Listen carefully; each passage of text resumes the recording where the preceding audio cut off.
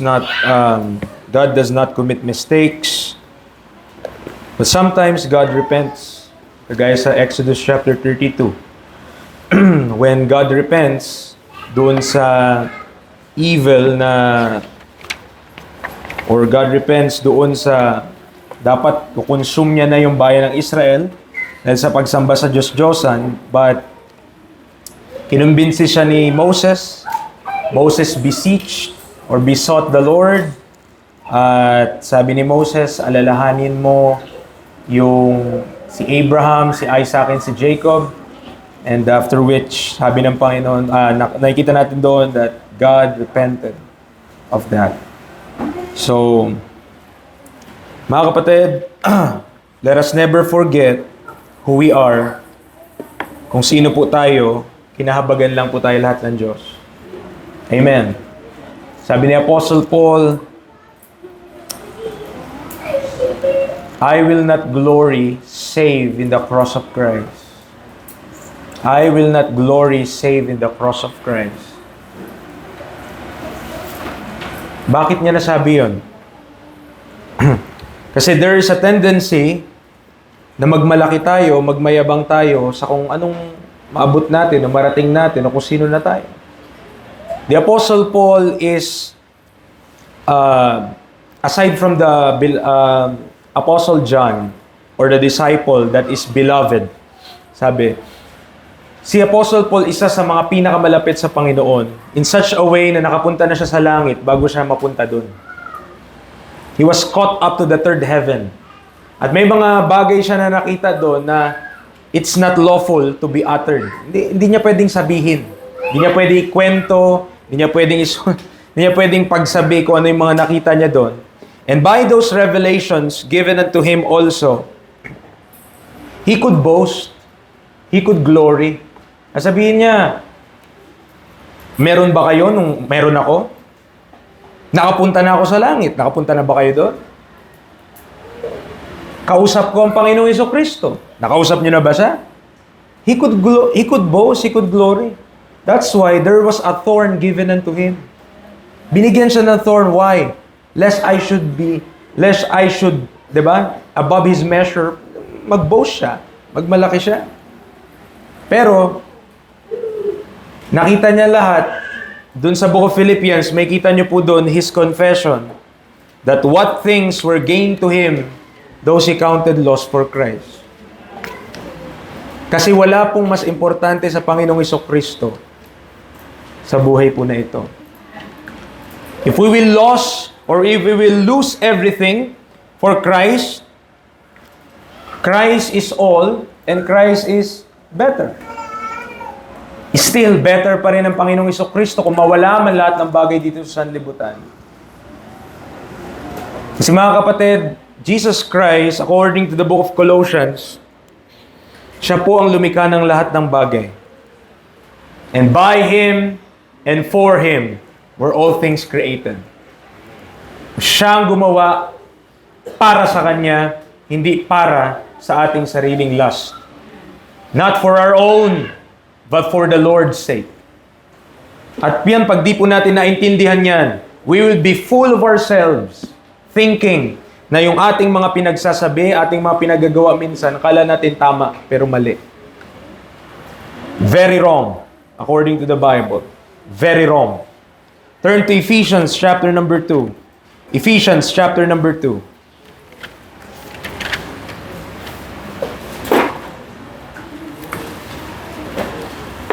We will continue on our study sa ating po pinag-aaralan about sanctification. May the Lord help us.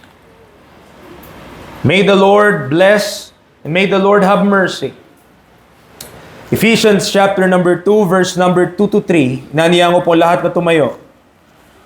And let us read verses 2 to 3 of the book of Ephesians. Ephesians chapter 2, verse 2 to 3.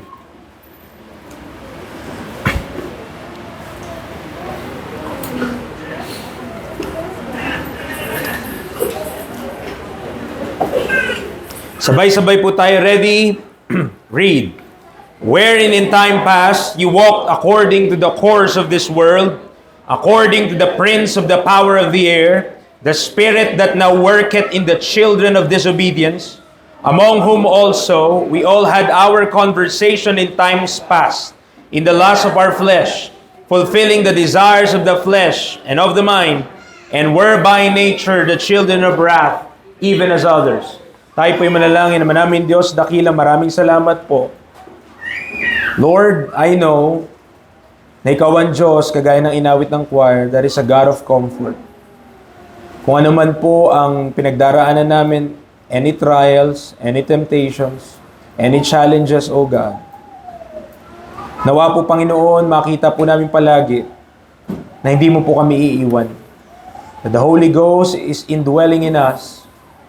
And Father, as Christians, as saints, meron po talagang mga bagay na kailangan po namin mapagtagumpayan through Christ. And Lord, give understanding to the people. Kayo na nga po mag-provide through your word. May I be a faithful preacher of your will and of your word, that I may, like the Apostle Paul, doon sa book of Acts, that he had not shunned to declare the whole counsel of God. Ama, maraming salamat po sa members of Shining Light Baptist Church. I know there are people here who are desirous of growth, who are desirous to know you more, who are desirous na sila po mismo ay makilala ka pa nila personally, and also matuto pa kung paano sa aming mga families ay makapag-obey po sa inyo. And Lord, wag mo po kaming kakalimutan, wag mo po kaming papabayaan. Lord, provide our needs through your word. In Christ's name we pray. Amen and amen. Tayo po'y makakaupo. This is the third message on our series on sanctification. And right now, we will deal with the challenge. Okay? The challenge to sanctification.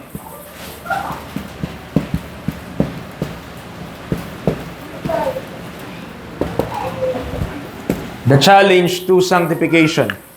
Maliwanag po doon sa ating mga pinag-aralan, last time, 2 messages about sanctification. That sanctification is not a theory or a dream, but both a reality to be reckoned and instruction to be followed. So clear po yun, mga kaibigan, mga kapatid, na ang sanctification po, realidad. Hindi po ito kathang isip. That in each believer, na bawat isa po sa atin na mananampalataya, nakakakilala sa Panginoong Hesus, na naniwala sa tapos na ginawa ni Kristo Jesus, ay napanananahan ng banal na Espiritu until the day of redemption. Amen. Serve it not for eternal security alone. Remember that. Hindi lamang yun para masigurado na tayo ay may eternal security, but that it is also, the Holy Ghost is also the agent for our sanctification, practical sanctification, sa atin pong mga isip, even our mortal bodies. However, we should not be ignorant of the fact, hindi dapat tayo maging ignorante na merong mga seryosong hadlang, merong mga seryosong kalaban, merong mga seryosong challenges against this will of God for the saints. Kung ito yung kalooban ng Diyos, nakita naman po natin yun, napag-aralan naman natin yun, for this is the will of God, even your sanctification. Maliwanag yun yung pinag-aralan natin sa 1 Thessalonians, if I'm not mistaken. Clear na will of God yung sanctification of believers. Amen. Clear po yun. Now, kung yun yung kalooban ng Diyos, it is just proper that Satan will counter yung will of God. Na ang kaaway ay gagawa ng pamamaraan that there are things that will oppose what God wants for the saints. Na meron pong mga bagay na pilit na ayaw mangyari itong bagay po na ito. Because this is the will of God. At maraming ayaw niyan. Amen. At yun yung tatlong bagay na pag-uusapan po natin ngayong umaga. What are those things? Ano yung tatlong bagay na humahad lang? Ano yung tatlong bagay na umaatake? Ano yung tatlong bagay na challenge doon sa sanctification? What are those 3 things? Number 1, So, without further ado, turn to Ephesians 2, dun sa binasa po natin kanina. And we will see there, in verse number 2, Ephesians chapter 2, verse number 2, sabi niya, wherein in time past he walked according to the course of this world, according to the prince of the power of the air. Unahin natin, the first challenger, so to speak, yung unang kumakalaban, yung unang nag-o-oppose, yung unang enemy ng sanctification para mangyari sa believer, walang iba kundi the wiles of the wicked, or none other than Satan himself.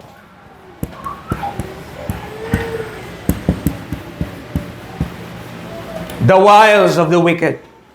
So may kita nyo dyan in verse number 2 nung ating pong text, that the course of this world is according to the prince of the power of the air. Mga kapatid, do you believe in God? And Satan is a creature of God na nagrebelde sa Diyos. But we should be aware that he also is our enemy. Hindi po katang-isip ang diablo. Hindi po katang-isip si Satan. Satan could feel a heart. Okay? May kita nyo dun sa book of Matthew, I'm not particular kung saan banda, pero may sabi ng Panginoong Hesus sa isa niyang disciples, Satan has filled your heart. He could feel. Okay? Kung ang Diyos kaya niya ring mag-fill, be filled with the Holy Spirit, be filled with the Holy Ghost, kaya din po ni Satan yun. Amen. Diyan po tayo. Satan is as real as you and I are. Totoong-totoo po ang diablo, and he has wiles. So, in Ephesians chapter number 6, in verse number 10, sisimulan ko, verse number 10, finally, my brethren, be strong in the Lord and in the power of His might. Put on the whole armor of God, that ye may be able to stand against the wiles of the devil. So tayo ay ni-instruct, tayo kinukuman, tayo tinuturuan na isuot po natin yung whole armor na ito, buong baluti na ito ng Diyos, that ye may be able to stand against the wiles of the devil. And anong ibig sabihin ng wiles? What is this wiles of this wicked one? What is this wiles of the devil?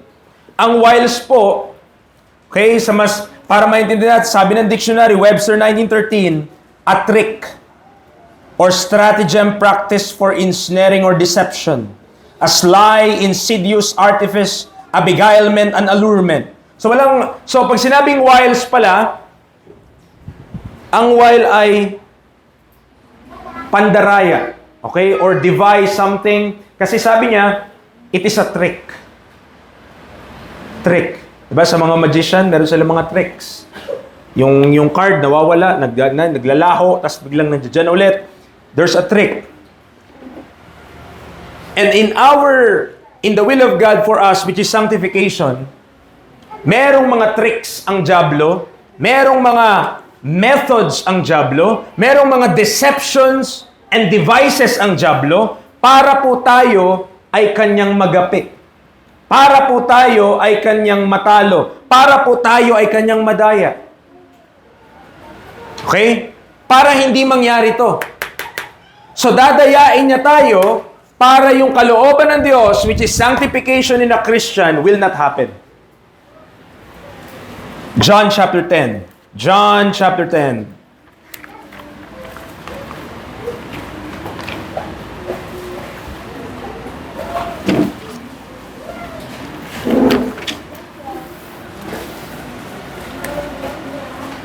And by way of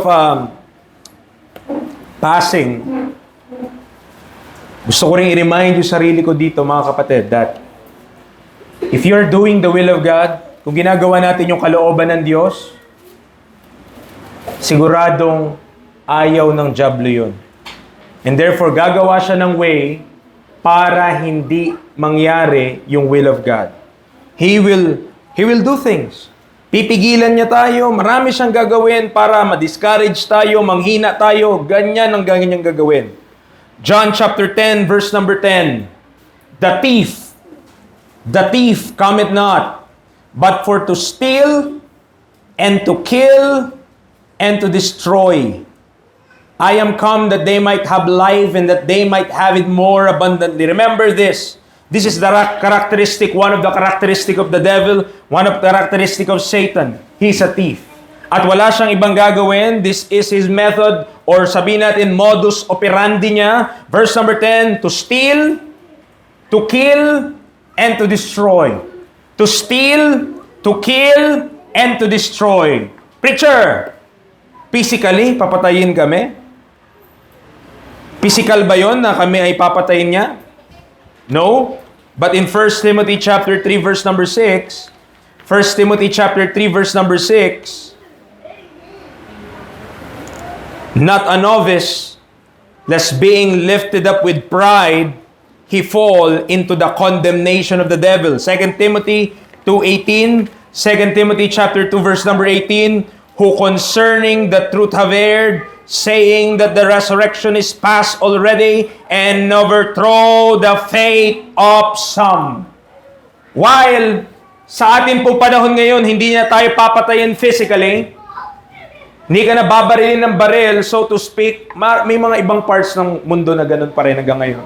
Pag Kristiyano ka, ganun yung gagawin sa'yo. Pag nalaman nila, okay? Or pag ikaw ay naghasik ng salita ng Diyos. Pero mga kapatid, Satan is wise. Remember that. He's so wise. So kanyang gagawin, he will kill your testimony and faith. Yun lang naman eh. Pag namatay na yung testimony natin, lahat ng sabihin natin, hindi na papakinggan ng tao. Amen.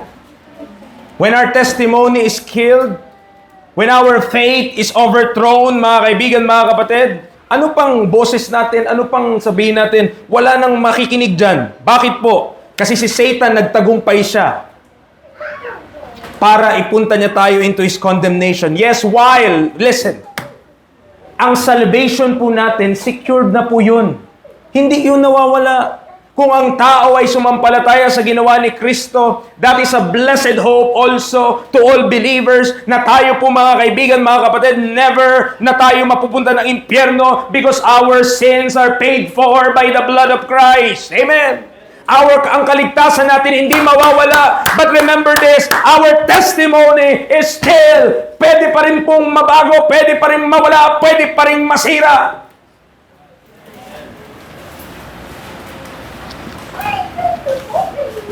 Kaya sabi ni Paul that when I have preached to others, pwede siyang maging castaway din. Diyan po tayo mga kapatid. Anong modus operandi? To steal, to kill, to destroy. Napakarami na po niyan mga kapatid. At hindi lang kayo aware lahat. Pero marami na po sa mga like faith churches din, kaya nawawala yung mga iba nating kasama doon. Because Satan is so wise na itong mga tao na to na magagaling magturo ng Biblia, because hindi nila nabantayan their own testimony, sila mismo, they fall into the condemnation of the devil. And God forbid that we should also be. God forbid. Hindi porket alam mo ang truth, hindi porket alam mo ang gospel, hindi porket alam mo ang dispensation, nasa sayo na ang katotohanan at lumalakad ka na sa katotohanan. Hindi ganun yun. Because we could be knowing those timelines, yet our lives are in direct opposition to the will of God. Pwedeng alam natin mag-timeline, pwedeng alam natin yung gospel, pwedeng alam natin yung mga bagay na to. Pero mabibilib ba kayo sa akin, no? I speak as a man. Kung napakagaling kong magturo ng ganyan, pero alam nyo, yung buhay ko, hindi nakaayon sa salita ng Diyos.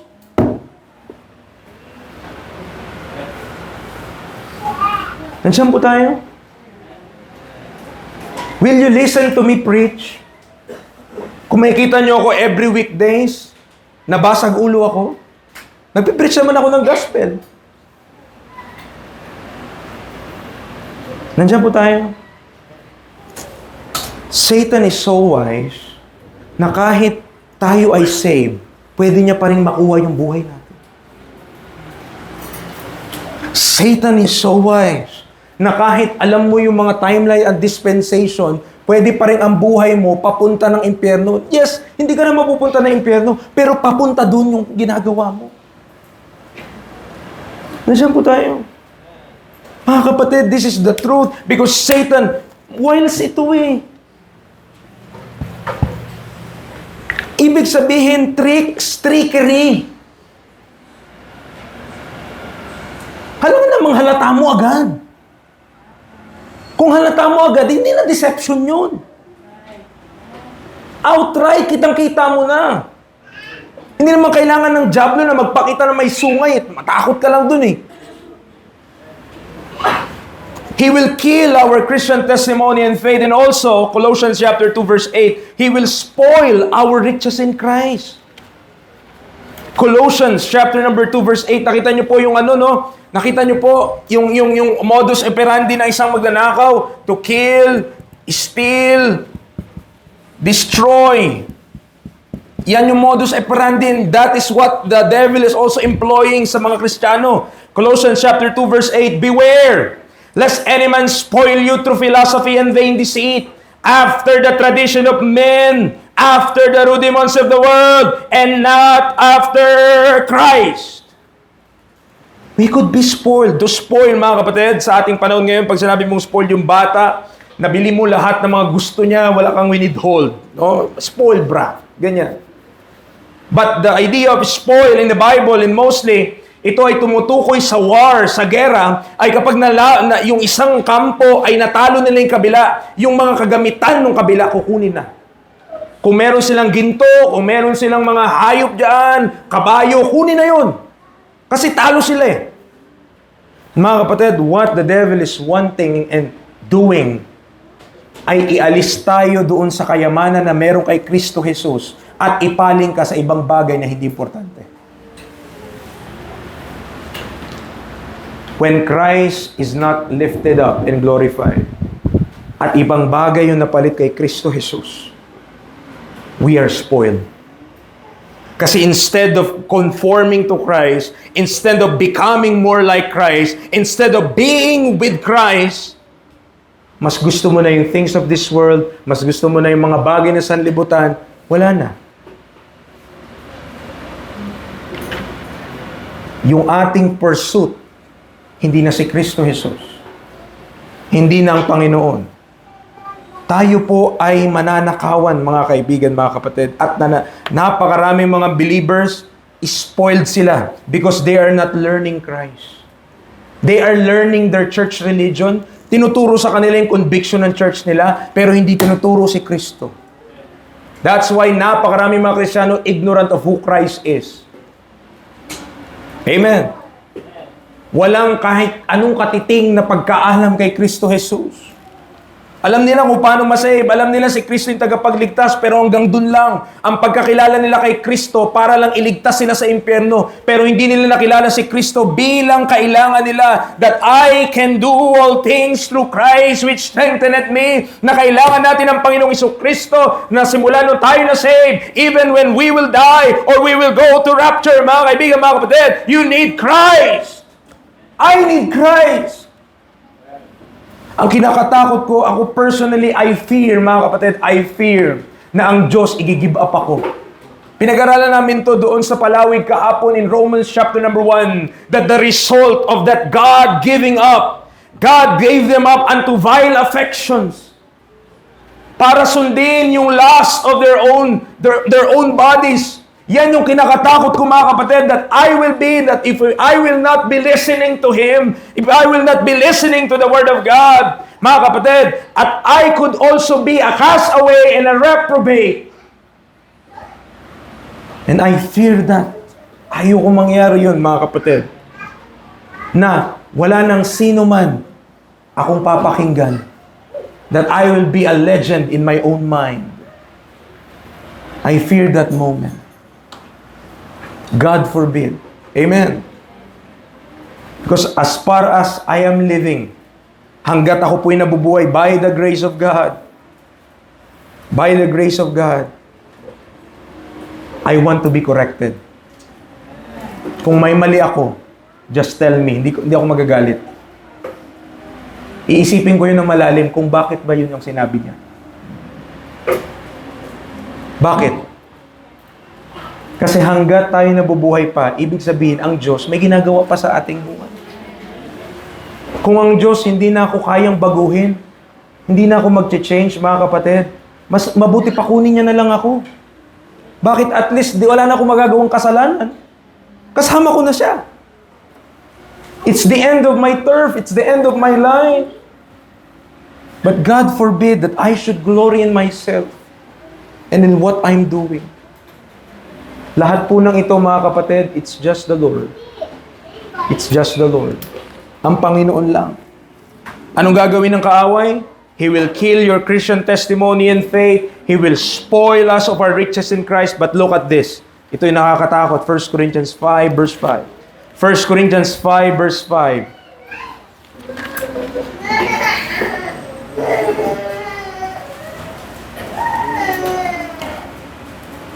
He could destroy our flesh.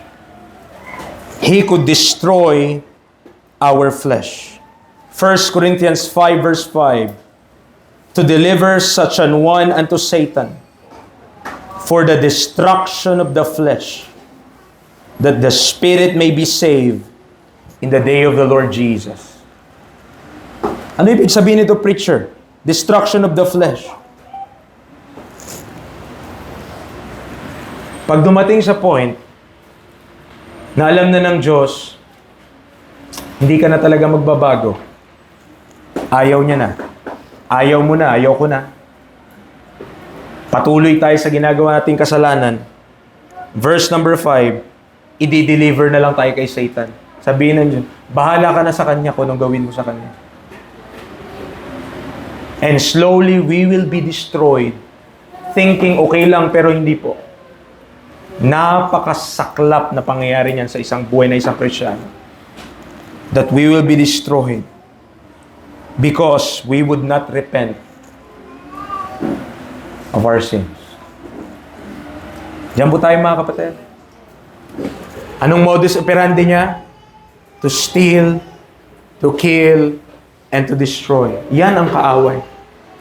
Hindi tayo ang magkakalaban dito, ang dyablo ang kalaban natin dito, pero ang gagawin ng dyablo, tayo ang magkakaaway.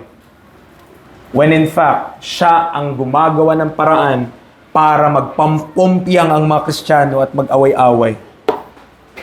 Remember, John 8:44. Sino ang dyablo na ito? Ano ang karakter ng tao na ito or dyablo na ito? Tao tuloy. John chapter 8 verse 44. What is the character of Satan? What's in him? Okay? What proceed out of him? Ang sabi po ng Bible, ye are of your father the devil, and the lust of your father ye will do. He was a murderer, nakita nyo? To kill. He was a murderer from the beginning, and abode not in the truth, because there is no truth in him. When speaketh a lie, he speaketh of his own, for he is a liar and the father of it. You know who is Satan? He's the father of lies. He's the father of lies. And he was a murderer from the beginning. Amen. Yan po ang dyablo. If you're not listening to God, at doon sa kalooban ng Diyos, ayaw nating mangyari ito sa atin, then maybe we are listening to a lie, not to the truth. Kasi ito po yung katotohanan ng Biblia. Gusto ng Diyos. Bawat isang mananampalataya, ito po yung maging buhay natin, na kung ano tayo, kung anong ginawa ng Diyos sa atin, the moment of salvation, that it will be reflected on our mortal bodies, na makikita mismo na namumuhay tayo na may kabanalan. Yan yung kalooban ng Diyos. And Satan, what he will do, mga kaibigan, mga kapatid, is to do these things, to put lies on your table, to spread lies on your minds, para ang paniwalaan mo, imbes na katotohanan, kasinungalingan. Because he is the father of lies and there is no truth in him. What a being. What a being Satan is. Nakita niyo, grabe yung description sa kanya ng Panginoong Yesus. Sabi niya, because there is no truth in him. When speaketh a lie, he speaketh of his own. Wala siyang sinabing tama. That is Satan. Diyan po tayo. Satan is our enemy. Also, he is a master deceiver. He even transformed himself to an angel of light. 2 Corinthians 11. 2 Corinthians chapter 11 verse number 14. 2 Corinthians chapter 11 verse number 14. Kung minamaliit natin ang diablo, iniisip natin wala siyang, wala yan, mahina yan, diablo na yan. No, think again. We could only defeat the devil when we are in Christ and through Christ. Hindi mo kayang si Satan, mano-mano, kayong dalawa, hindi mo siya manatalo. Crafty po ang diablo. Sobrang taas ng IQ, hindi mo malilista kung gaano katalino yan. Pero bakit kaya natin siyang matalo? Because we are in Christ and we have power through Christ. 2 Corinthians 11 verse number 14. And no marvel, for Satan himself is transformed into an angel of light. And no wonder, not everyone who preacheth Jesus ay sa Diyos. Amen. Not everyone who claims themselves to be a minister of God is a minister of God. Kasi sabi ng verse number 13, for such are false apostles, deceitful workers, transforming themselves into the apostles of Christ. Kaya verse 15 na sabi ni Paul, therefore, it is no great thing if his ministers also be transformed as the ministers of righteousness, whose end shall be according to their works. Mga kapatid,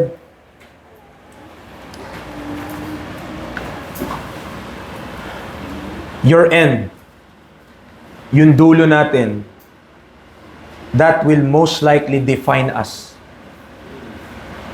Kung ano tayo sa huli. Amen. Not more so kung ano ka nang umpisa. Kung ano tayo umpisa, iba-iba naman tayo eh. Iba-iba yung pinanggalingan. Pero kung ano yung dulo natin, that will define us. Sipin mo, kung ang dulo ng buhay natin, nakapatay tayo ng tao, most likely, kilala na tayo. Pag namatay tayo, kilala na tayo yung mamamatay tao. Kahit yung buong buhay mo na yun, tama naman yung ginawa mo, pero sa dulo, yung end. It will define us, yung end natin. That is why it's very dangerous na hindi tayo magtiwala sa Diyos. Kasi po, kung ang dulo ng ating buhay ay masaklap, yun na tayo. Nakakalungkot yun. Sabi niya, whose end shall be according to their works. Huwag nawa mga kapatid. Huwag nawang kahit isa po sa atin that our end will be miserable and our end ay talagang kalunos-lunos. There is hope in Christ. Amen. Pero we have to repent of our sin. Ang repentance po, yes. Preacher, kala ko ba hindi repentance? Mga kapatid, pag naniwala ka sa gospel, ligtas ka na, di ba? Save na ako. Pagkatapos nun, dun ang napakadaming repentance. Bakit? Kasi hindi mo pa nalalaman kung ano yung mga hindi pala dapat gawin. O ano pala dapat yung mga mali sa buhay natin na kailangan pa natin ipabago sa Panginoon. So, habang natututunan mo yun, sa pag-aaral sa salita ng Diyos, sa pagpe-fellowship, sa ikaw mismo, personal study of the Word of God, mali pala yun. So, by that, repent. Lord, sorry, mali pala yun. So, magkailangan kong baguhin po by the grace of God. Hindi yung nakita mong mali ka, nakita kong mali ako, nagmatigas pa tayo. Yan ang recipe para ang diablo ang mag-control sa atin. When we could not be changed by the Lord. Amen. Nandiyan po tayo. Deceiver po ang diablo. Yan ang kalaban natin. 2 Timothy chapter 2 verse 26. 2 Timothy chapter 2 verse 26. Ito po, if we are not aware, let us be aware. Ano yun, preacher? Na si Satan, nang kukulong siya. He is taking captive people. Tignan niyo po, verse number 26. And that they may recover themselves out of the snare of the devil, who are taken captive by him at his will. Preacher, paano nangyayari yan? Yung nakukulong, nakakaptive, natitake captive ni Satan yung tao. Kapag hindi mo inacknowledge ang truth. Verse 25, yun yung sagot. Kaya nga ang prayer, if God peradventure will give them repentance to the acknowledging of the truth, para makarecover sila out of the snare of the devil. Diyan po tayo. Satan is so crafty. Satan is so wise. Satan is so deceiving. Na isipin natin na akala natin kayang-kaya natin siya, hindi po. Kung wala sa ang Panginoong Jesucristo, wala tayong binatbat sa Kanya. Pero salamat, dahil kaya nating mapagtagumpayan through Christ. Through Christ. Babalik ka lang kay Kristo. Huwag kang babalik sa sarili mo. Huwag akong babalik sa sarili ko. Hindi, preacher, kaya ko to. Magaling ako. Ganito yung experience ko. Ganito yung mga pinagdaanan ko. Kaya tayo babagsak because we are leaning on our own understanding and we are not trusting in the Lord. Anong sabi ng Proverbs? Trust in the Lord with all thine heart and lean not unto thine own understanding in all thy ways. All thy ways. Hindi kakatiting, hindi kukunti, hindi kunti-kunti lang. Hindi po. All thy ways acknowledge Him. And He shall direct thy paths. Kailan mo i-acknowledge ang Diyos? Kailan ko i-acknowledge ang Diyos? In all our ways. Lahat ng gagawin natin, I may take it so far, mga kapatid, kahit sa pagkain natin, we should acknowledge God. Preach ko to sa sarili ko para pumayat. Amen. So, mga kapatid, even in all our ways, we should acknowledge God. Kasi siya ang magdadirect. Kasi ang napakagaling na Satanas na ito, he could have you believe a lie na akala mo totoo. He could have you believe na okay lang ang lahat, na maayos ang lahat, okay, pero hindi po. Because He already taken us captive by His will. Mga kapatid, the only way para maka-escape dyan is to acknowledge the truth. Kung hindi natin i-acknowledge ang truth, wala. Wala pong mangyari dyan. Taken captive tayo. 2 Thessalonians chapter 2 verse 4, this conceited being, 2 Thessalonians chapter 2 verse 4, itong conceited being na ito, na diablo na ito, ay walang ibang gagawin kundi kontrahin ng Diyos. 2 Thessalonians chapter 2 verse 4, yes, let me take some liberties here, this is the Antichrist. Pero sino ba ang behind ng Antichrist? Ang diablo. In verse number 4, who opposeth and exalted himself above all that is called God or that is worship, so that he as God sitteth in the temple of God, showing himself that he is God. You see? Opposer siya. Exalting himself siya. That's the characteristic of a devilish mind. Opposing God, exalting himself, okay? Above all that is called God or that is worship, that is the devil's mind. He will feed and constantly feed everyone with lies in order to keep them under control.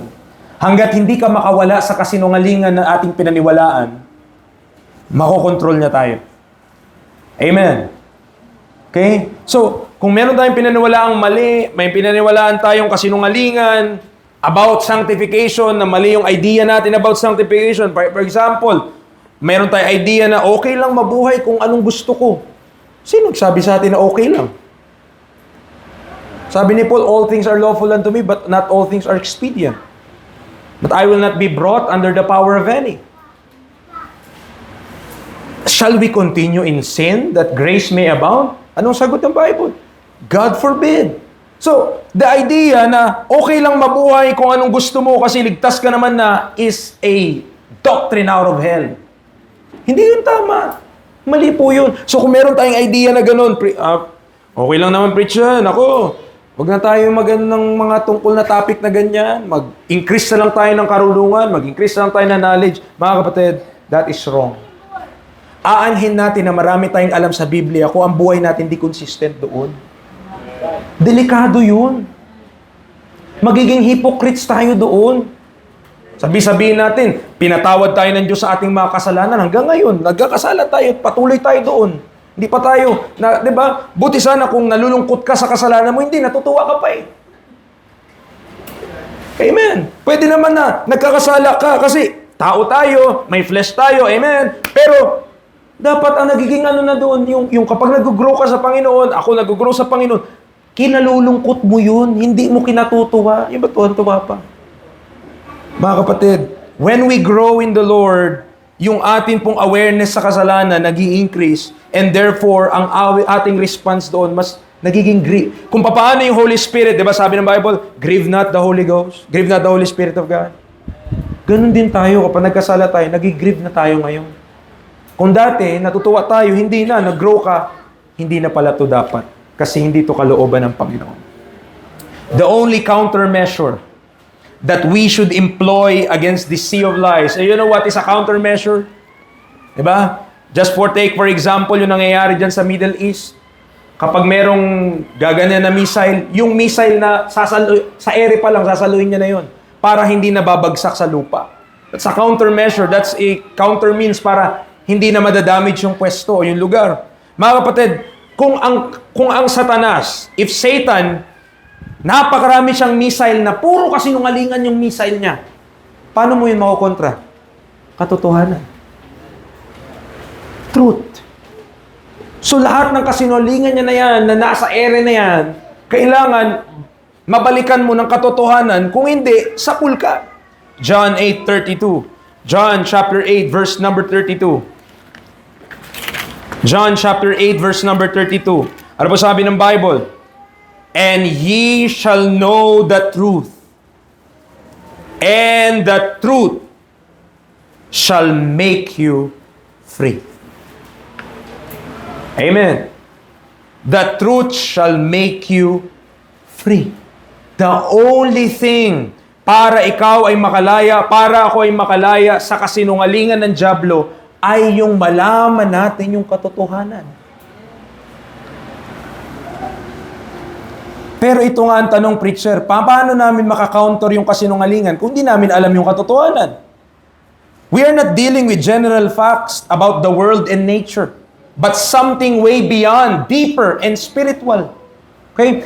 Ang sinasabi ko po na truth, hindi yung katotohanan na kung sino yung mga naging presidente, hindi ganun. Kung anong kulay ng kung anong kulay ng mga dahon, hindi iyan ang tinutukoy nating truth. Spiritual truths, mga kapatid. Ephesians 1:13, our popular passage, alam natin ito, kinukote natin ito, in whom you also trusted after that you heard the word of truth. The gospel of your salvation, in whom also after that you believed, you were sealed with that Holy Spirit of promise. 2 Timothy 2:15. 2 Timothy 2:15, another popular passage. Study to show thyself approved unto God, a workman that needed not to be ashamed, rightly dividing the word of truth. Mga kapatid, ito, this book. Amen. Ito pong libro na ito, this is the word of truth. To escape those lies, we need the truth from the word of God. Otherwise, pag hindi po natin nalaman ang katotohanan ng salita ng Diyos, tayo po ay makapagpapatuloy sa mga kasinungalingan na kung saan we are taken captive by the will of Satan. Yung binasa natin kaninang passage. Believing the book will go against Satan's lies. Therefore, as we are knowing how we ought to walk and to please God, huwag tayong ma-surprise na kapag natututo tayo ng Bible at naniniwala tayo sa Bible at ina-apply natin ng Bible, huwag tayo ma-surprise kung nag-iiba na yung pag-iisip natin. If our thinking will change, if our walk will change, and our desires will change. Kung dati, tuwan-tuwa ka kasama yung mga amiga at amigo mo na gumagawa ng mga wala naman, nagkasayang lang tayo ng panahon at nag-enjoy lang tayo sa kapararakan, kapag tayo ay nag-grow sa Panginoon and we know the Word of God, ang gusto mo nang kasama mga believers. Those who have the same Spirit of God na meron ka. Bakit? Kasi sila yung magpapalakas sa'yo. Sila yung tutulong sa'yo. Sila rin yung meron ka. May common kayo, may common denominator kayo. Kasi parehas kayong gospel, parehas kayo ng Panginoon, parehas kayo ng banal na Espiritu na nananahan sa atin. There's a common denominator. Knowing that His overall agenda, nalaman natin na yung agenda ng kaaway, i-oppose lang talaga yung will of God. Even in the area of sanctification, kontra sa dyan, ayaw niya itong mangyari.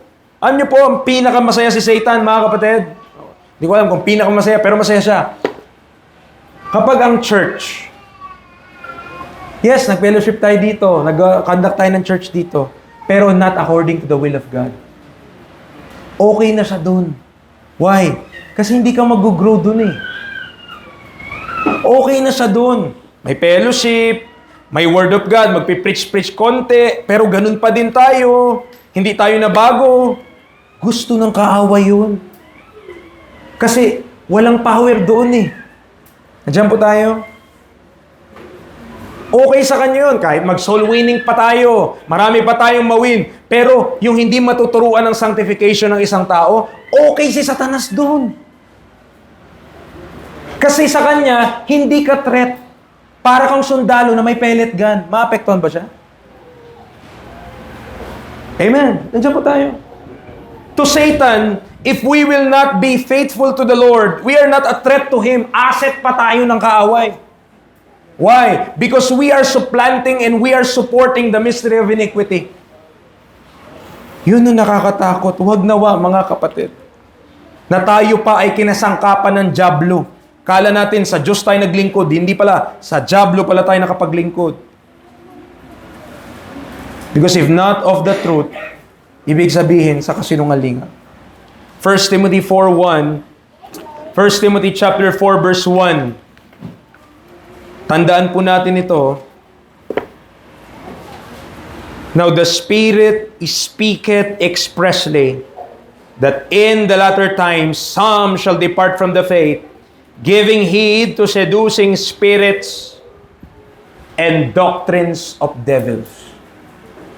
Doctrines of devils. Tandaan po natin yan, may doktrina ang dyablo.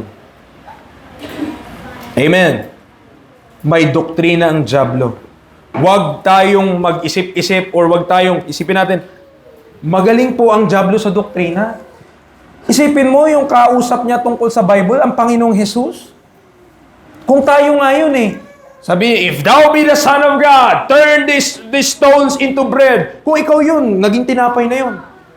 Pianono pa. Amen? Buns pa. Okay, siguro cinnamon roll pa. Pero ang Panginoong Yesus, dahil alam niya ang katotohanan, He is the truth. Diba? Ni-rebuke niya lang si Satan. Man shall not live by bread alone, but by every word that proceeded out of the mouth of God. How could Jesus Christ counter the lies of Satan? Of knowing what the truth is. Kung alam mo yung katotohanan, maka-counter mo yung kasinungalingan na yun. Problema, hindi tayo aware na maybe ang sinusuportahan nating idea is the doctrine of the devil. Wrong ideas and philosophies fed to the people will result to the overthrow or departure from the faith. Galatians 5:9. Bago tayo lumipat sa second point. Galatians chapter 5 verse 9. Anong sabi niya? A little leaven leaveneth the whole lump. A little leaven leaveneth the whole lump. Mga kapatid, sanctification. Sanctification. Gusto ng Diyos na yung buhay po natin maging kagaya niya. Maging katulad niya. Ma-conform kay Kristo Jesus. Now, merong mga challenges at unang-una sa listahan. Kaya po, ito po sana maintindihan nyo. Kaya po ganun na lang, kaya maaring ang isa rin sa bansag sa akin or naiisip tungkol sa akin, si preacher masyadong dogmatic. Naririnig ko yung salita na yun eh. Si preacher masyadong alam niyo po kung bakit? Kasi nga, ang maling doktrina, magre-resulta yan ng little leaven yan eh. It will leaven the whole lump. It is dangerous. Kaya tama lang, okay lang. Masabihan, kung dogmatic yan tao na yan, nako, pagdating sa doktrina yan, ano yan? Okay lang yun sa akin. Bakit? Napakahalaga na tama yung doktrina mo eh. Pag inalaw natin yung maling doktrina na mag-permeate, kapag inalaw natin yung maling doktrina na ma-disseminate, hindi mo alam kung anong hirap at hindi mo alam kung anong bagay. It will destroy things. Kala natin mga kapatid, ano lang yan, pero napakarami. Because of wrong doctrine, iniwanan ng truth. Dahil sa mga maling doktrina. Anong mga maling doktrina, preacher? Akala nila, nasa tribulation na tayo. Yung mga ganun ba? Tayo, alam na natin yun. Preacher, wala rin. Rapture muna, preacher, bago tribulation. Kayo, alam na alam yun. Pero may mga tao na niniwala, nasa tribulation na ngayon. Kasi nga daw yung Sardinas 555, ang next na doon 666. But meron po, hindi lang yan. There are absurd things na pinaniwalaan ng mga tao. And they are becoming overthrown in their faith because of those things. Mga kapatid, ang atin pong walk, our sanctification, gusto mangyari ng Diyos yan. Pero merong mga kalaban yan. At pangalawa, hindi lamang the wiles of the wicked, but the worldliness around us. The worldliness around us.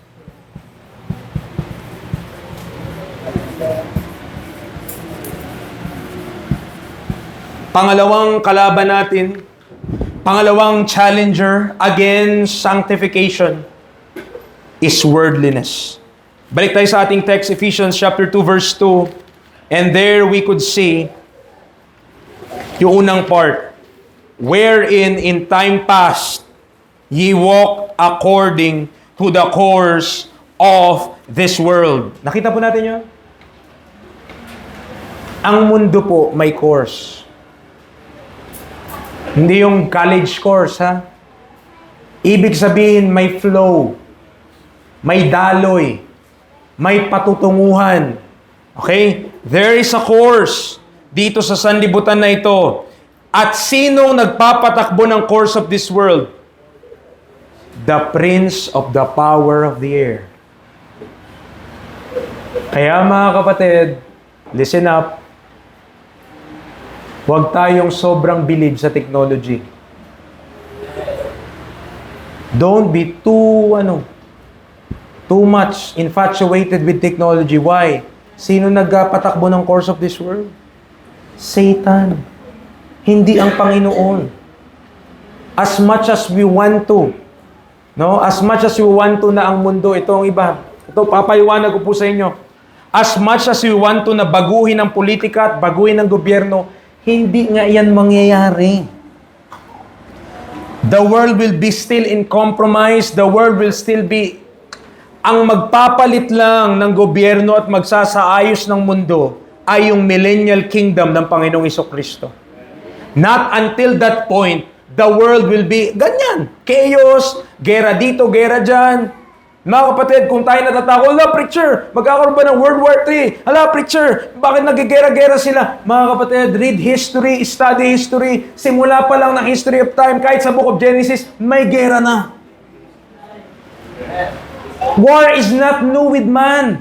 Hindi yan bago. Bakit hindi yan bago, preacher? Kasi ang tao, ang tao po, makasalanan. Tama?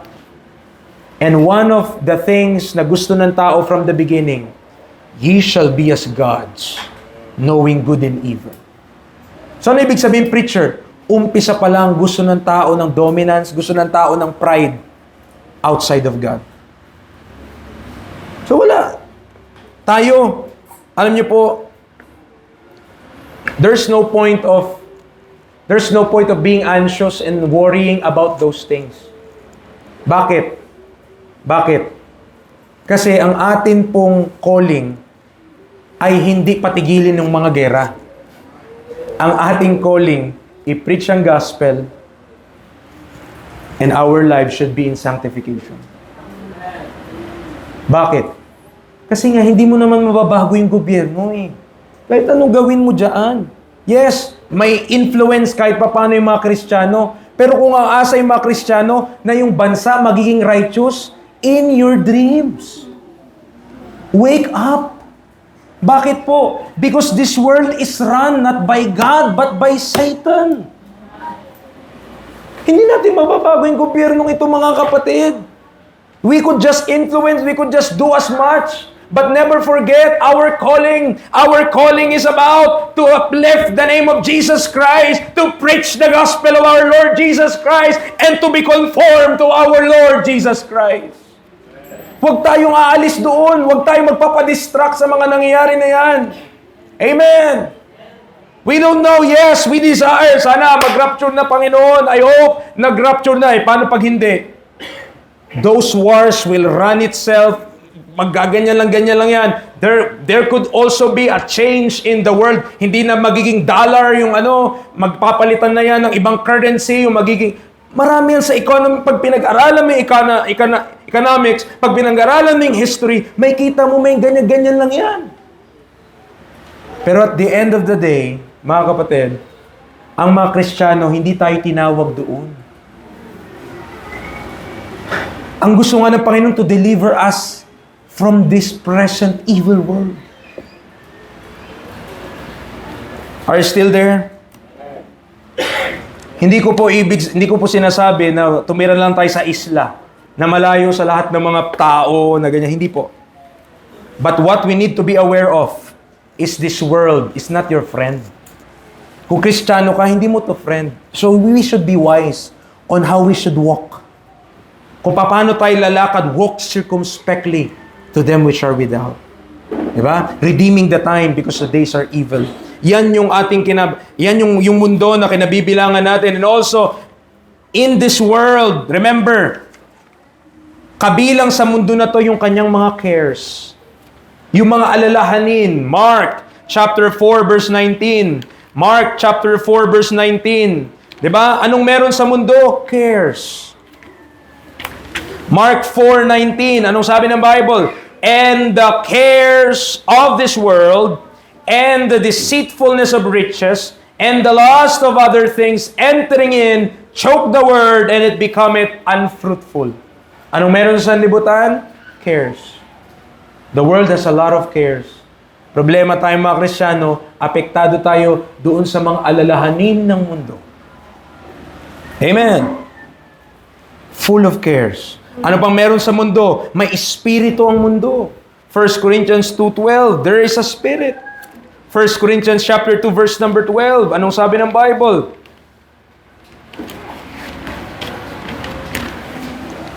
Now we have received not the spirit of the world, but the Spirit which is of God, that we might know the things that are freely given to us of God. May espiritu. Meron ding wisdom. May karunungan ng mundo. Chapter 3 verse 19. For the wisdom of this world is foolishness with God. Anong kasunod niya? For it is written, He taketh the wise in their own craftiness. Meron din siyang fashion in chapter 7 verse 31. The world has its own fashion. In verse number 31, sabi niya, chapter 7, 1 Corinthians, the Bible tells us, and they that use this world as not abusing it, for the fashion of this world passeth away.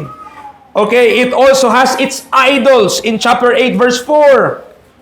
Okay, as concerning, therefore, the eating of those things that are offered in sacrifice unto idols, we know that an idol is nothing in the world, and that there is none other God but one. Kita natin, maraming meron sa libutan. God, merong God sila, small letter J. Its present evil is also found in the world. Its darkness in Ephesians 6:12 is also found in the world. Its pollutions in 2 Peter 2:20 is found in the world. Its kingdoms in Revelation 11:15, it's in the world. At ano ang utos sa atin ng Panginoon? Romans 12:2.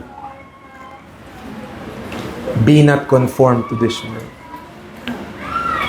Be not conformed to this world. Di po ba yun yung utos sa atin ng Panginoon?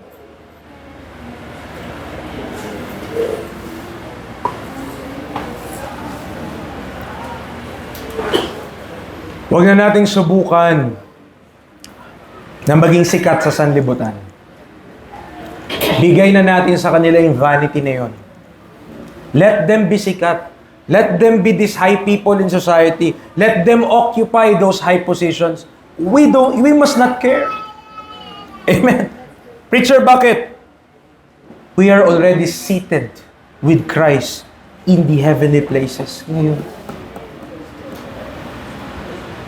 Sa eternity, baka magsisi tayo na maisip mo, grabe naman yung pinagagawa ko sa lupa. Wala palang kakwenta-kwenta.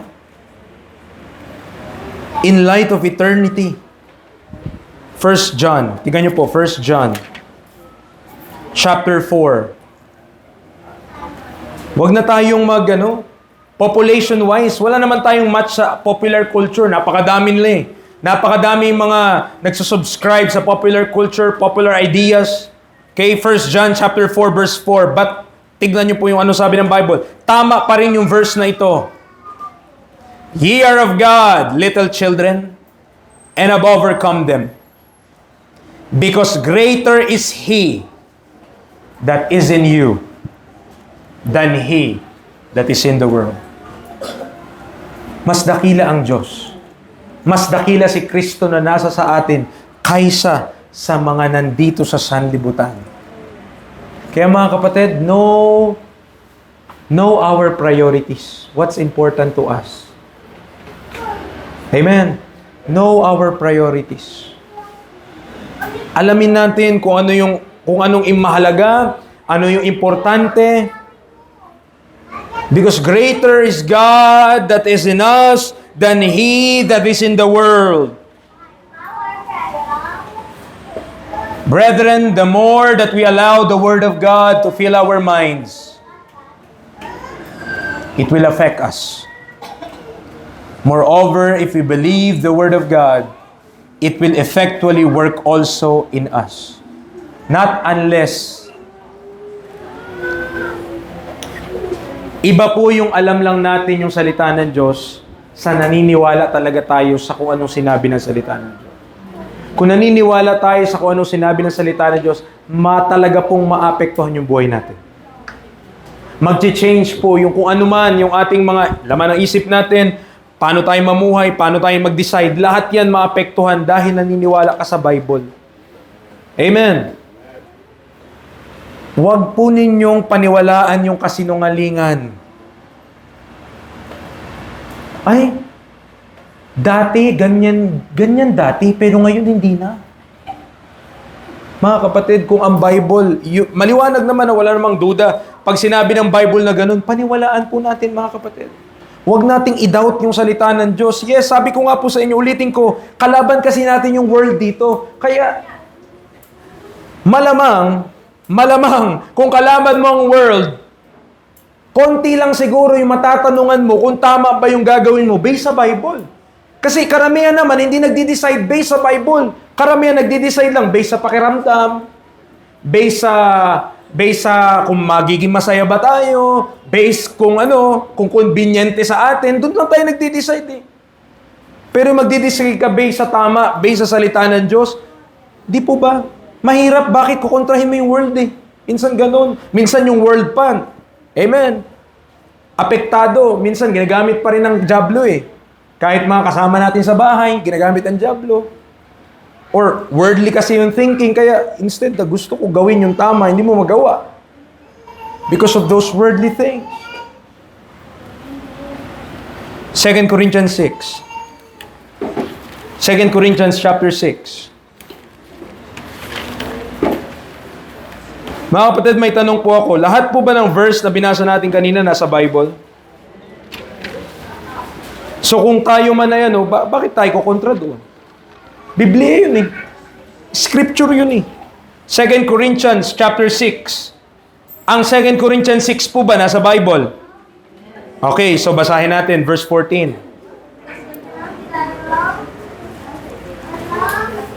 Be ye not unequally yoked together with unbelievers.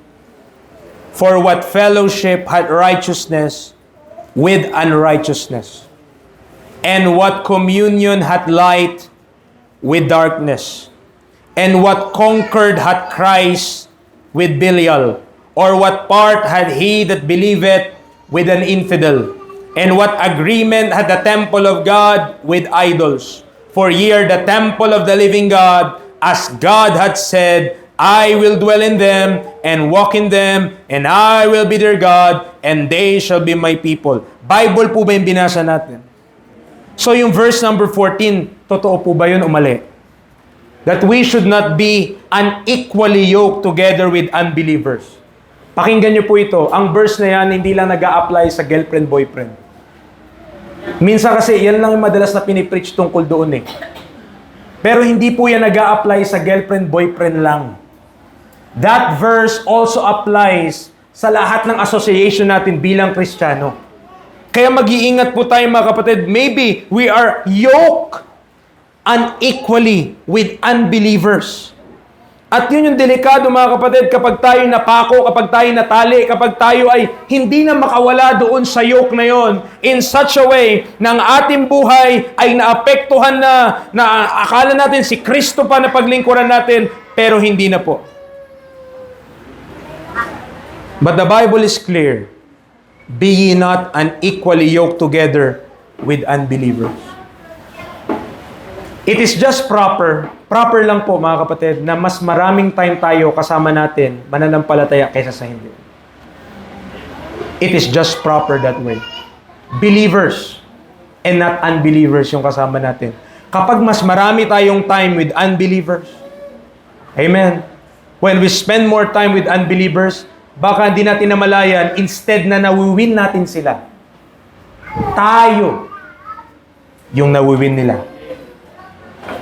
Amen.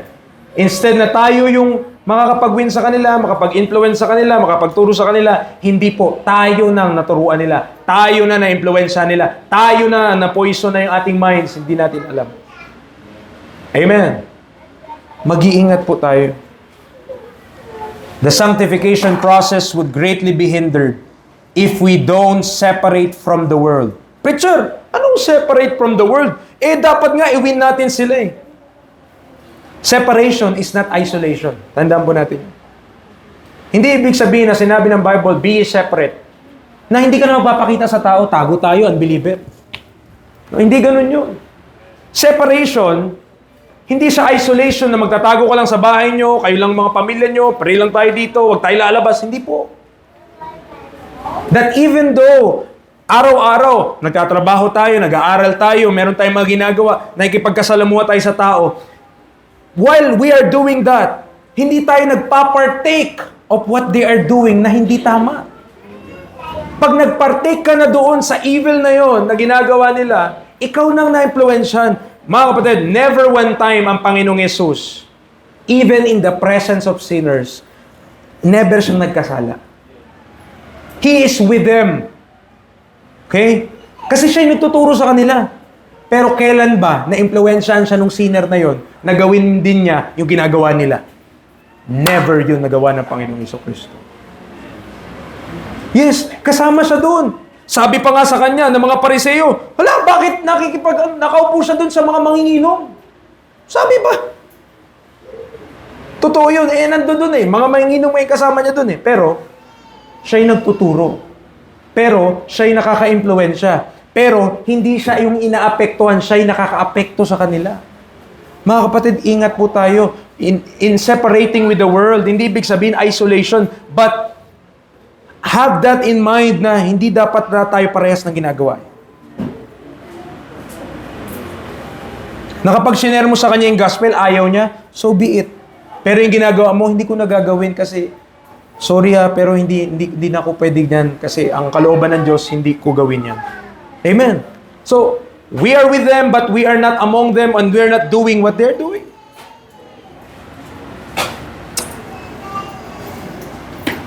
Choose the company of believers over the company of sinners. We should win them by shining the light of Christ to them, not dimming our lights to conform to them. Kung masilaw sila sa liwanag mo, masilaw sila. Pero huwag mong didiliman yung ilaw mo para lang mawin mo sila. Ay, compromise lang ako konti para medyo in ako sa group nila. Hindi po mga kapatid. Huwag natin pong gagawin yun.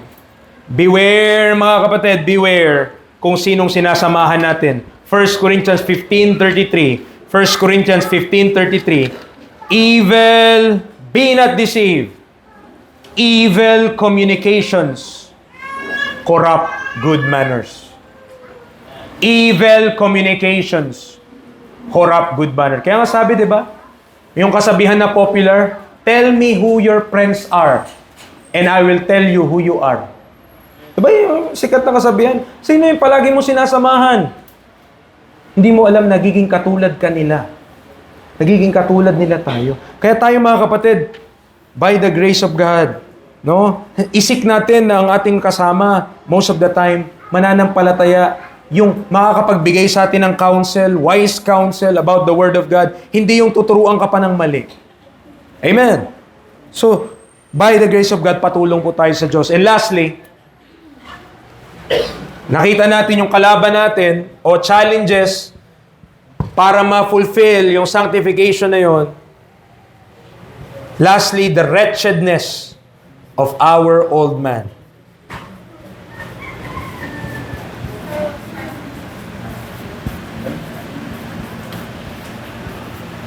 Una ang dyablo, pangalawa ang mundo, ang huli nating kaaway, or even tumakas ka kay dyablo, tumakas ka sa mundo, ang hindi mo matatakasan ng kalaban, yung sarili mo. That old man that is in us. Alright? Ephesians chapter 2 verse 2. Ephesians chapter 2 verse 2. Okay, tapusin natin yon. Basahin verse 3. Among whom also we all had our conversation in times past, in the lust of our flesh, fulfilling the desires of the flesh and of the mind, and were by nature the children of wrath, even as others. Even as others. Okay, so since birth, Psalm 51:5, Psalm 51:5, since birth, pinanganak ka na may sinful nature. Okay? Simula pinanganak po tayo sa mundong ito, simula nung namula tayo sa mundong ito, meron ng kasalanan na nasa sa atin. Psalm 51 verse 5, behold, I was shapen in iniquity, and in sin did my mother conceive me. And mind you, in Romans 7, kahit ikaw ay saved, mag-amen nga po ulit yung mga saved. Kahit tayo ay saved, hindi po nawala yung sinful nature. Romans chapter 7 verse 17 to 20. Romans chapter 7 verse 17 to 20. Now then, it is no more I that do it, but sin that dwelleth in me.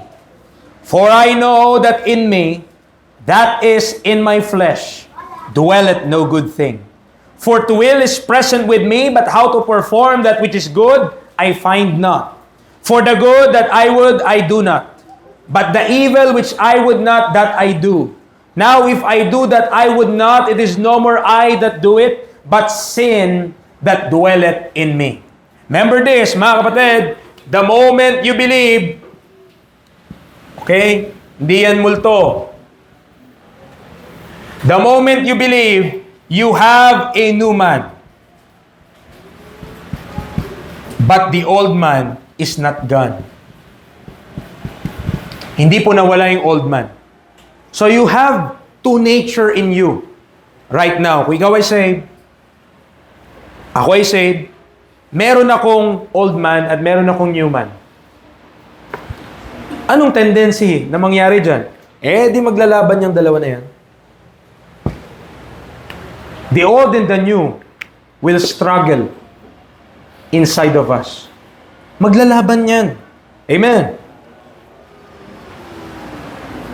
Now, the only time na lulubayan ka ng old man mo ay kapag namatay ka na or kapag nag-rapture. Dalawang lang.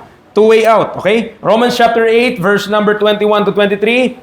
Because the creature itself also shall be delivered from the bondage of corruption into the glorious liberty of the children of God. For we know that the whole creation groaneth and travaileth in pain together until now, and not only they, but ourselves also, which have the first fruits of the Spirit, even we ourselves groan within ourselves, waiting for the adoption to wit, the redemption of our body. So yung old man natin, mga kapatid, gustuhin mo man o ayaw mo, present yan until we die or until the rapture. It's present in us. So you have an old man and you have a new man. Ephesians 2:3, binasa na natin kanina, it will naturally follow its desires. Okay? It will naturally follow its desires. So yung old man natin, gusto niyan kasalanan. Yung new man natin, gusto niyan sanctification. Okay? Ngayon, preacher. Paano pala yung preacher? So, pag namuhay pala tayo, lagi lang natin sisisihin, lagi lang natin sabihin, ay, nagkasala ako kasi may old man ako eh. Diba? Pwedeng ganun eh. Pwedeng sasabihin natin, ay, nagkamali ako kasi yung old man ko eh. No? Somewhat, it could be an excuse. But, Romans chapter 6, tinuturuan tayo dito kung anong dapat mangyari, mga kapatid. Yes, the old man is still inside. Pero, basahin natin, verse 6, Romans 6, knowing this, that our old man is crucified with him, that the body of sin might be destroyed, that henceforth we should not serve sin. For he that is dead is freed from sin. Now, if we be dead with Christ, we believe that we shall also live with him, knowing that Christ, being raised from the dead, dieth no more, death hath no more dominion over him. For in that he died unto sin once. But in that he liveth unto God. Likewise, reckon ye also yourself to be dead indeed unto sin, but alive unto God through Jesus Christ our Lord. Let not sin therefore reign in your mortal body, that ye should obey it in the lust thereof. Neither yield ye your members, verse 13, as instruments of unrighteousness unto sin, but yield yourself unto God as those that are alive from the dead, and your members as instrument of righteousness unto God. For sin shall not have dominion over you, for ye are not under the law, but under grace. What then? Shall we sin because we are not under the law, but under grace? God forbid. Know ye not that to whom ye yield yourselves servant to obey, his servants ye are to whom ye obey, whether of sin unto death, or of obedience unto righteousness. Brethren, dahil may Newman ka na, dahil may presensya na ng bagong nilalang sa atin, ang pamumuhay natin, not anymore, sabihin natin, ay, may old man ako kaya nagkasala ako, but saan na siya magpo-fall down? Sa choice na natin, mga kapatid. Kasi kung papaanong meron kang old man na nature mo yun eh. Meron ka rin new man na nature mo din. Okay? So hindi mo pwedeng sabihin, hindi, mas malakas si old man ko, mas malakas si old man kasi pinapakain mo si old man. But if we will feed the new man with the Word of God and we will reminding ourselves kung sino tayo kay Kristo Jesus, yung new man yung mananaig, yung new man yung mananalo, yung fruit of the Spirit yung makikita sa ating buhay, and hindi na yung fruit of our lust. It comes down to choice. Dahil ngayon, pipiliin mo na kung sino yung susundin mo. Hindi mo pwede sasabihin, ay, old man kasi malakas, kaya yun lagi, nagkakasala ako lagi. Mga kapatid, pinili mo yun. Okay? Choice natin yun. Kaya kasalanan pa rin yung nagagawa natin. Kaya doon pa rin tayo, nasusunod natin. Kasi pinili natin na yung old man natin mamuhay pa. When in fact, the Bible tells us that it is already crucified with Christ. Pinako ng kasama ni Kristo, ituring mo na rin na pinako na, patay na yun. Papayuan mo, bro, medyo yung ugali mo, or yung yung reaction mo kanina, hindi maganda. Because the old man is ruling. Amen. What needs to be ruling is the new man.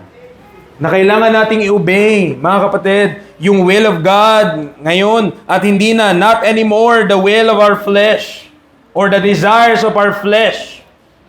Kaya, excuse na lamang po yun talaga, mga kapatid, na sabihin na kaya tayo hindi nag-grow, kasi may old man pa ako kung wala na to, mag-grow na ako Hindi po, mga kapatid. Dahil meron tayong kakayahan ngayon through Christ na kahit may old man ka, hindi ito ang magre-reign. Ang pipiliin kasi, when you obey something, kung sino yung corona. Kung sino yung susundin natin, yun yung magre-reign. Yun yung mag-ahari, yun yung magdo-dominate. Though sin is present, it should not be our master anymore. Reckon it dead through Christ, and we are alive unto God. For if we have learned Christ, dito na po tayo magtatapos, mga kapatid. I will not keep you longer. Ephesians 4. Verse 17.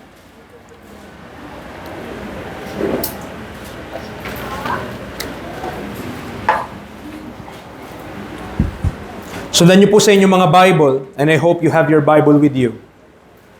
This I say therefore and testify in the Lord. I am in Ephesians 4 verse 17.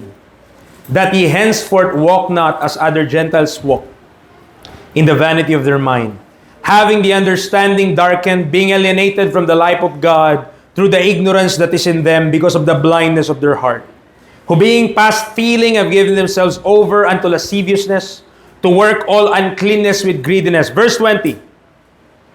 But ye have not so learned Christ. Okay. Sabi niyo po, rebuke yun. Hindi nyo talaga natutunan si Kristo. Preacher, kung natutunan namin si Kristo, ano ba dapat nangyayari? Verse 21.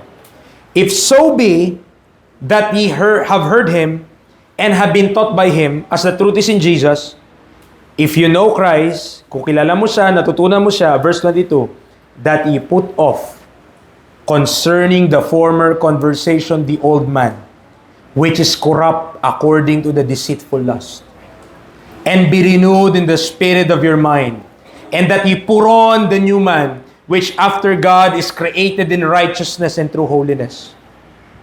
Kita niyo po, that's the doctrine. Tama? That's the doctrine. I-reckon natin sa mind natin, kailangan mag-change yung mind natin tungkol doon. Anong manifestation? Yung verse 22 to 24, that's in the mind. Verse 25, that's the manifestation sa body natin. Verse 25, wherefore, putting away lying. So what is lying? Part of the old man. Kuha nyo? Kasi kailangan i-put off mo Put off mo daw yung old man sa verse 22. Verse 25, i-put away mo yung lying, which is part of the old man. So, anong mga dapat na nang mangyayari ngayon kapag nang new man na, nagdo-dominate? Putting away lying. Speak every man truth with his neighbor, for we are members one of another. Verse 26, be ye angry. Sabi na nga ba, preacher, pwede magalit and sin not. Sige nga, kailan ka nagalit na di ka nagkasala? That is a righteous indignation, kagaya sa Panginoon. Amen. Kaya lang, dun pa nga lang sa hindi magkasala, di natin alam, paano pa yung magalit nang hindi nagkakasala? Be ye angry and sin not. Bigyan ko kayo ng example. Baka sabi, preacher, paano nga? Pwede ba yun? Pwede ka bang magalit nang hindi ka nagkakasala? Yes. You could be angry at sin. Galit ka sa kasalanan. Amen. Hindi ka nagkakasala dun. Tama lang yun, na magalit ka sa kasalanan. So be ye angry and sin not. Let not the sun go down upon your wrath.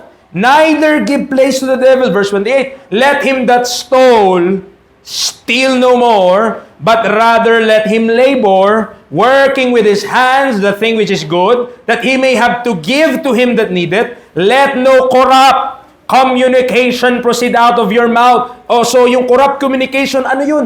Part ng old man. Part ng old man yun.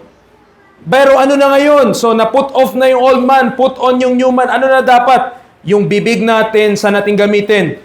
Good to the use of edifying, that it may minister grace unto the hearers.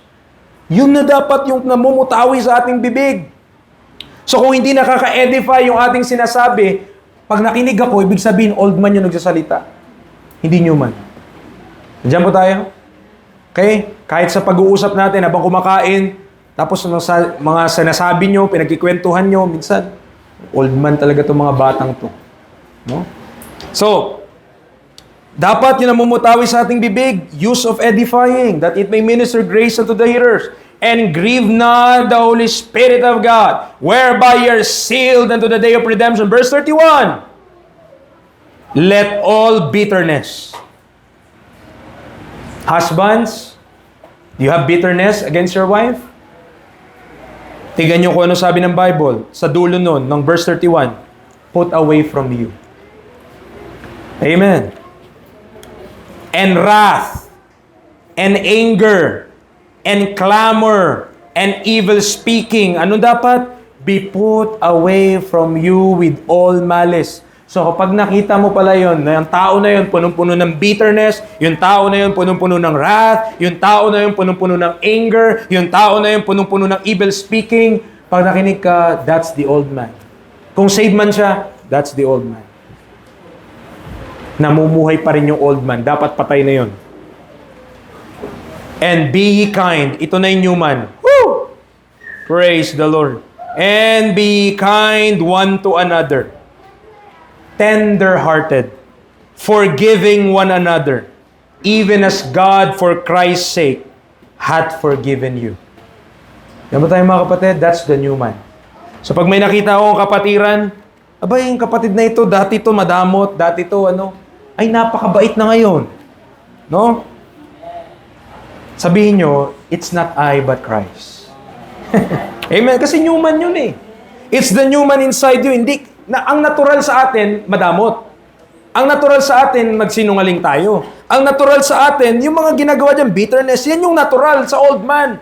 Pero natural din sa new man, to be kind, to be tender-hearted, to be forgiving. Why? Even as God, for Christ's sake, hath forgiven you.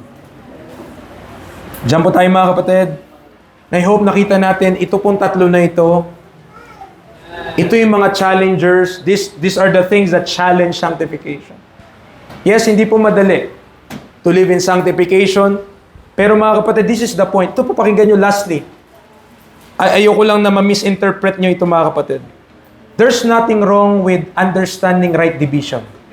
There's nothing wrong with understanding timelines. Pero don't miss the point.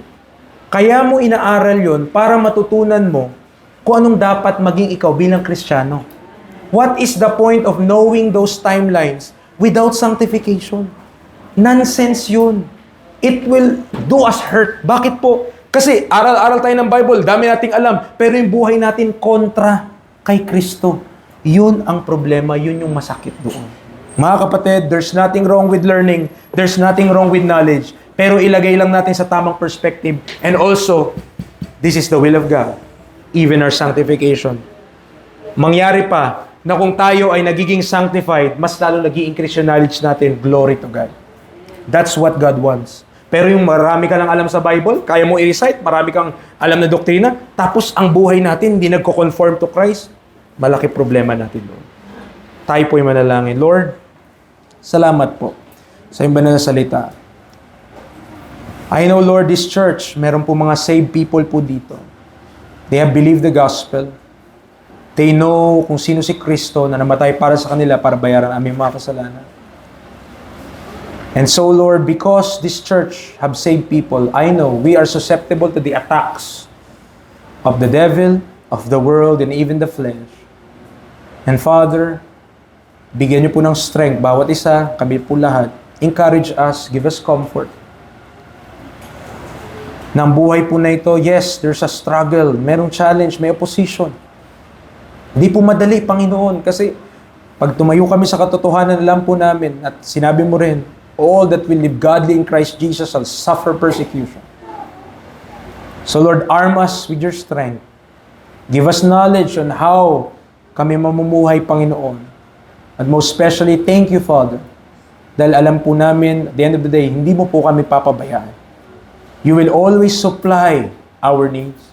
And you will always, kung kami lang magtitiwala sa inyo, you will direct our paths. And Father, help this church. I know maraming mga pagsubok na kami pinagdadaanan.